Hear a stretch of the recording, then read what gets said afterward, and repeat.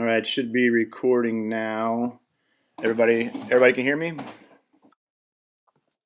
Okay. So we're starting with slide 11 in our respiratory notes, and the slide has to do with asthma. The reason, there are a lot of respiratory system disorders, but asthma is a very common one, so we're just going to go ahead and talk about that one. I'm sure many of you may have asthma yourselves. You may have family members that deal with asthma. Probably the most common that we find is exercise-induced asthma. That's something I had when I was younger. Some of you guys may carry inhalers, or some of your teammates, if you're in a sport, may carry inhalers. Really, with asthma, what happens, you get inflammation of the airways. You can get bronchial spasms, which are going to be muscle spasms in the bronchus, or the primary, secondary bronchus, or bronchioles. Sometimes you have excessive mucus production, which can block airways. Any of that, through the bronchus or bronchi, or trachea, that can be inflamed and reduce airflow. There are different forms of asthma. Some of them are viral, as it says. Some of them are genetic. Some of them are, like I said, exercise induced, where you might need an inhaler to take a medication that helps to open up those airways. So when people take the inhalers, that all it is a medication that's working on that smooth muscle to get it to not constrict, or work on that mucus producers, not to produce so much mucus there. All right. Any questions on asthma? Okay. All right. Let's move on then to slide 12, which is respiratory physiology. And we have a couple terms here. Let's just go through the terms. Pulmonary ventilation is breathing, just a fancy term for breathing. So when you hear someone talking about pulmonary ventilation, they're just talking about how someone breathes. External respiration is the gas exchange between alveoli and capillaries. We'll come back to that one in a second. Respiratory gas transport is via the bloodstream. So that's carbon dioxide being taken from the cells as a waste product, and oxygen being transported to the cells. That's all respiratory gas transport. And then internal respiration, gas exchange between blood and body cells. Just so you understand the differences between external and internal respiration, they both happen in your body. You may think, oh, external, it's outside the body, but really it's happening in your lungs. So the external respiration is when you breathe in, and you're wanting that oxygen, and then the gas exchange between the oxygen that in the air you breathe in, that fills up the alveoli, and then the carbon dioxide that's in the capillaries, that's coming through the pulmonary circuit, is exchanged there. So that's external respiration, even though it's happening in the lungs. It's the external oxygen that you've just brought in being exchanged for the carbon dioxide, and then once that exchange occurs, then that oxygen native blood can move back to the heart, to the left atrium and left ventricles, and out to the rest of the body. As it goes out to the rest of the body, that's where we get the internal respiration, and that's the gas exchange between the blood and the body cells. So when that oxygenated blood is moving from the arteries down into the capillaries, the capillaries are going to basically give that oxygen to the cells to use for cellular respiration, and it's going to take in the carbon dioxide from the body cells and take that back to the heart, then to the lungs for that external respiration. So that's kind of how that cycles back and forth. Do you guys have any questions on respiratory physiology?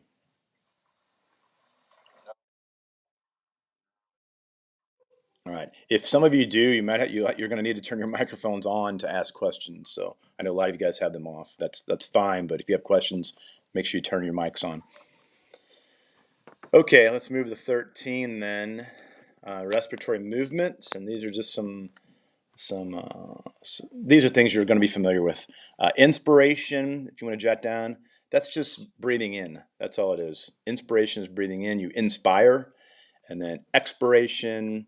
Expire is breathing out. So that's those two terms. You want to jot those down so you remember those. So inspiration, breathing in. Expiration, breathing out. And obviously, the reason you inspire is to bring in the oxygen, and you expire to get rid of the carbon dioxide. Okay, then we have some non-respiratory movements that really don't have anything to do with bringing in oxygen, are or getting rid of the carbon dioxide, they're just ways to usually ways to keep these areas clean. Some of them, and some of them are emotional things. So coughing, we cough to clear our respiratory passageways, either our throat, or our pharynx, and our trachea, to get things out of there, larynx, those types of things, to keep it clear. Sneezing is another way to keep your nasal passages clear. If something would stimulate the sneeze response, there's usually something there that needs to be gone, and your body will basically explosively blow it out. Talking like I'm doing, some of you guys love to do a lot in class. Um, that's just a way that we've evolved to utilize the air that comes out of our respiratory system to make sounds with some membranes called vocal cords. Obviously, there are other ways our bodies can make sounds. We can but we tend to use our respiratory system to communicate the most. So it's just an evolutionary thing that other animals use too. They use their respiratory systems to make noise, because that's an easy way to make noise if you've got some membranes there and you can blow some air across a membrane to make a sound. Hiccups and yawning, those are some other respiratory movements. Not a whole lot is understood about hiccups, why they happen. It just seems to be a spasm in the respiratory system that comes and goes.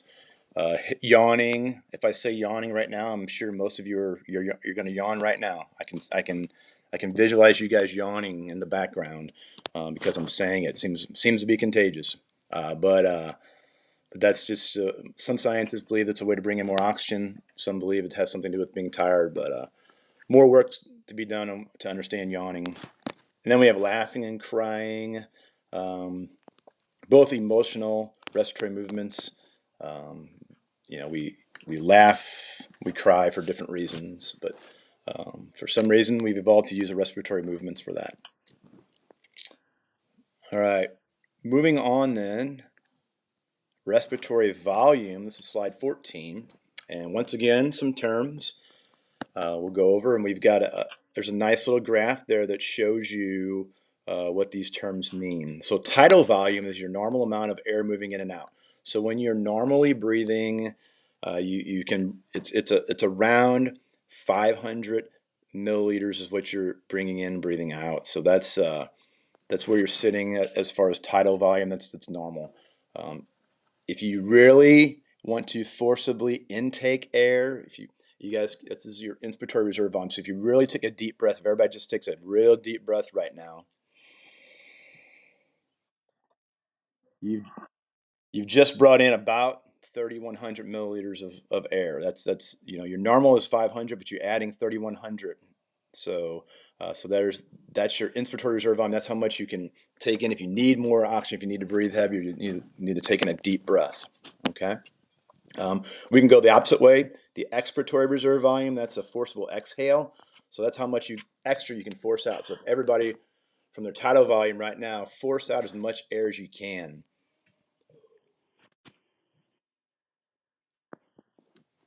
All right, so that's going to be your expiratory reserve volume. And notice, if you look at the graph, your inspiratory reserve volume is a lot more than your expiratory reserve volume. You can breathe in, it seems like, a lot more than you can breathe out.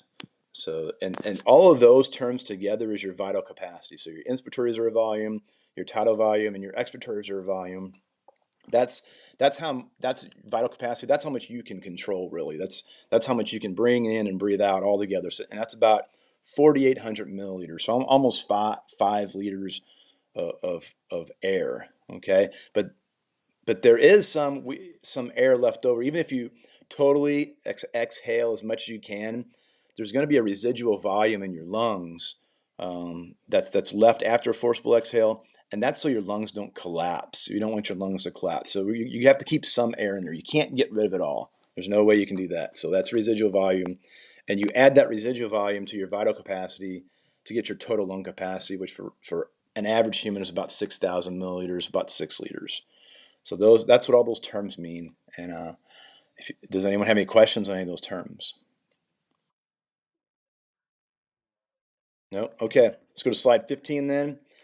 Here is some of you guys, if you've ever been I know you've gone to the pool and you've tried to hold your breath as long as you can. Maybe when you were a kid, you held your breath. You try to scare your parents. You're going to hold your breath till you get something. Maybe you're doing that now as a teenager. Hopefully not. Okay, not throwing tantrums like that.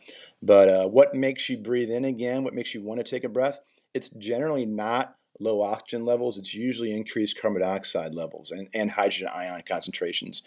When you have increased carbon dioxide and hydrogen ion concentrations in your bloodstream, it can make your blood slightly acidic, and your body doesn't want that, so it's going to make you want to inhale. So that's the dangerous point of carbon dioxide and hydrogen ions. It's the blood poisoning with the acid. So we want to make sure that we keep. When you want to breathe, it's not always necessary to bring in oxygen to get rid of that carbon dioxide. So because that's toxic to your body. Okay. I mean, low oxygen levels. Of course, you want to keep your oxygen levels up, but usually the reason you want to breathe is or increase to bring the rate is the carbon dioxide. You may even when you're jogging or running, you also want to breathe heavier. You've built up more carbon dioxide from doing those exercises. Okay. All right. Then we go into our last slide, developmental aspects. This is the last slide for respiratory system. So we finish this chapter pretty quick. Surfactant allows alveoli to inflate after birth. It is in appropriate amounts between weeks 28 and 32. You may have heard before that with babies, before they're born, doctors like to see them get to about 8 weeks, in that 7-8 week area, in that 32, 7-8 month area, get them to that 32 weeks. Because the lungs need to develop. Anything below that, the lungs, when they talk about lungs not being developed, they're talking about the surfactant not being there, so the alveoli aren't going to inflate. All right, they need to have that chemical to help them inflate. So that can be problematic for premature babies with the breathing then, because they're not going to be able to inflate their alveoli and get the oxygen that they need. So most of the time, you want to try to get that babies at 28, 32 weeks. The longer, the better. The more lung development. Respiratory rate in newborns is 40 to 80 times a minute, so they're breathing very quickly. Their respiratory rates are, whereas in adults, for us, we're only about 12 to 18 times a minute. So babies generally breathe about 3 to 4 breaths for every one that we take, and that can be scary for new parents because when they see their baby laying there, especially when they're sleeping, they look like they're hyperventilating compared to how we breathe, and that can scare new parents. But that's just normal, and that's talked about from doctors to make sure that doesn't scare you, because that's pretty normal. Okay. Obviously, there's a lot of things that can affect or cause problems for our respiratory system. Allergies, especially this time of year, allergies are gonna start coming into effect with all the blossoming of the plants. Common colds, still moving through that period. Other irritants, obviously viruses like influenza can have cause a problem for us, and the corona virus, COVID-19, which we have around now, is causing problems for our respiratory system. So lots of things out there that because we're breathing things in, it can cause difficulties. Age-related problems as we get older, your chest wall can become more rigid, which would make your lungs not be able to inflate as easily. Loss of lung elasticity also would inhibit the flexibility of the lungs to inflate and deflate. Sleep apnea. Maybe some of your parents snore or maybe have a CPAP machine. They need a CPAP machine where it helps them not or to breathe easier at night. A lot of the problems there. Sleep apnea is really you're stopping breathing at night. You're blocking off airflow, and it causes problems in your sleep, and so you have to do some sleep tests and things like that. So that some of you may be familiar with that with your parents. And then loss of ciliary movement through the cells that help filter substances, dust, and bacteria out of the respiratory system. So those are all developmental aspects of the respiratory system. So today we talked about asthma, respiratory physiology, respiratory movements, respiratory volumes, and then some aspects of development. Do you guys have any questions for today? Okay, I'll go ahead and put this on YouTube so you guys have this to look back on. We will test sometime soon. We won't test next time. If we do have a test, it'll be similar to the last one. It'll have to be more creative with it than just the normal classroom tests. You do have an assignment today, two more assignments. There's a YouTube video to watch. It's only 3 minutes long. Just it's there in the daily plans. What kind of lung diseases are there? So check that out. That kind of goes along with our developmental aspects for today. And then there's an activity called Breathing is Essential to Life. And we would have obviously done this one in class, but it says you need a partner, but just grab a family member. It doesn't take that long. Do the first part for a grade. If you have access to balloons and string, tape measures or string tape measures, things like that, you can do number two for bonus credit. But for those, make sure that's done by 9 p.m. today. And then I've got if you're having trouble downloading to Classroom, you must email me before 9 p.m. So if you get to that point, 9 o'clock tonight, and you're like, oh my gosh, Google Classroom's not working. Just send me an email and tell me that. It's still easier for me to grade it on Google Classroom than it is on email. So I might ask you to try to send it again, but at least let me know that you're having problems, so I know that you just didn't forget about it. Okay. All right, guys. That is it for today. I hope you guys have a good day. It's supposed to get in the 70s today, so make sure you get outside and do something. Don't just sit in your rooms and that type of stuff. Maybe have a Google Meet outside with your friends. That'd be fun to do. Just kind of be in your neighborhood or something like that.